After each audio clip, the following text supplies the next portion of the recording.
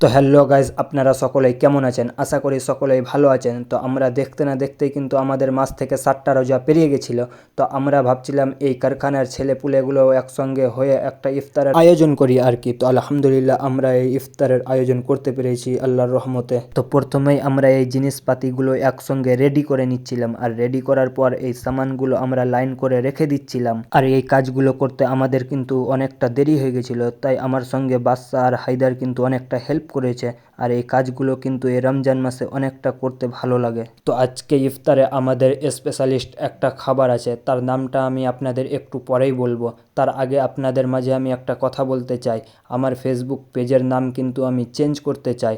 আর এই ফেসবুক পেজে আমি কি নাম দিব তা আপনারা অবশ্যই আমার কমেন্টে জানাবেন কি নাম দিলে ভালো হয়। যার কমেন্টটা একটু বেশি আসবে তারটা আমি রাখার চেষ্টা করব। আপনাদের আর একটা কথা আমি জানিয়ে রাখি, আমরা কিন্তু টোটালি আজকে ইফতারে 8-9 জন মিলে ইফতার করছিলাম।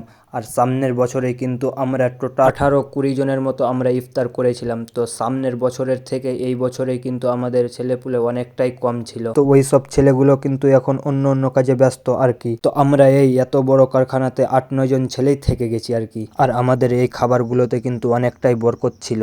আর এখন তো রমজান মাস চলছে, আল্লাহর অসীম বরকত ও রহমতের মাস। এই মাসে রোজা রাখা আমাদের আত্মশুদ্ধি ও ইবাদতের সুযোগ দেয়।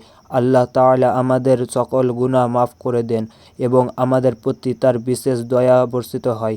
একটু আগে আপনাদের মাঝে আমি যে কথাটা বলেছিলাম যে আমাদের এই ইফতারে স্পেশালিস্ট একটা খাবার ছিল, এই খাবারটা হচ্ছে মহব্বতী শরবত। এই মহব্বতী শরবতটা কিন্তু অনেক মানুষের প্রিয় খাবার হয়ে গেছে এখন ইফতারের সময়। আর এই মহব্বতী শরবত কে কে নিজের হাত থেকে বানিয়ে খেয়েছো আমাকে একটু কমেন্টে অবশ্যই জানাবেন। আলহামদুলিল্লাহ আমাদের ইফতার করার জন্য সব জিনিসপাতি রেডি হয়ে গেছিল। তো আজান দেওয়ার মাত্রই কিন্তু আমরা ইফতারটা করে ফেলি। তো আজ থেকে ভিডিও এই থেকেই, আবার দেখা হচ্ছে সামনের ভিডিওতে।